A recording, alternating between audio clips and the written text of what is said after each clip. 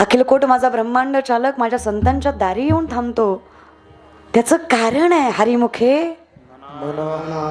किती मंगळवेढ्याच्या भिंतीखाली चोखोबरांचा मृत्यू झाला.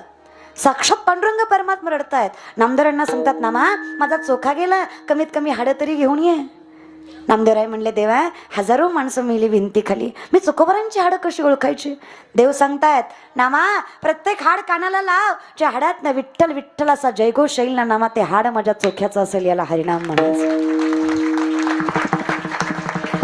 कठीण परिस्थिती आहे म्हणून ज्याने नामचिंतन सोडलं तो भक्त नाही.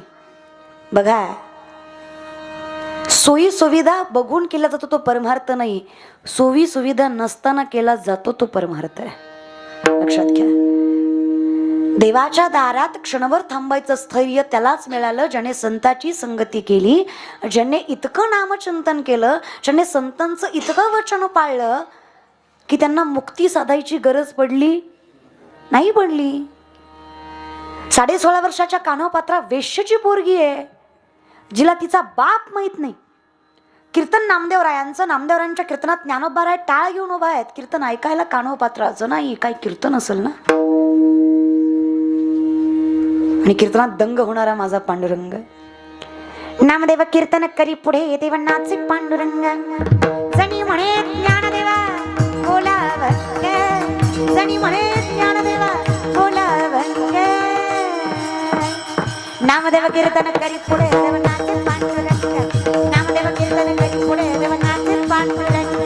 नामदेव कीर्तन करी पुढे देव नाचे पांडुरंग, नामदेव कीर्तन करी पुढे देव नाचे पांडुरंग.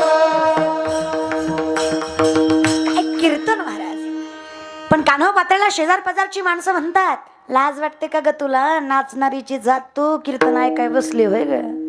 आता तू कीर्तन ऐकायची, मग आम्ही काय करायचं? आजही तशी लोक आहेत. चांगलं काही तुम्ही करायला लागलात की लोक करू देत.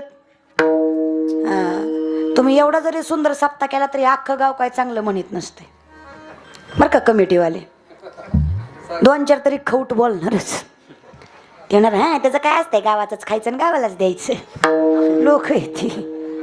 कोणी म्हणलं की नाही काय सांगायचं, अहो त्या पोरांनी 8 तास करून शिवलाताई पाटलाचं कीर्तन ठेवलं सप्त्यात.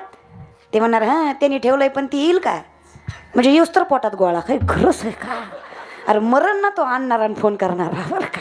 त्यात माझ्यासारख्या महाराजांना उशीर करावा, मग तर मी आलाच. मी काय म्हणते, चांगलं नाही, गप्प तर बसा रे. करू ना.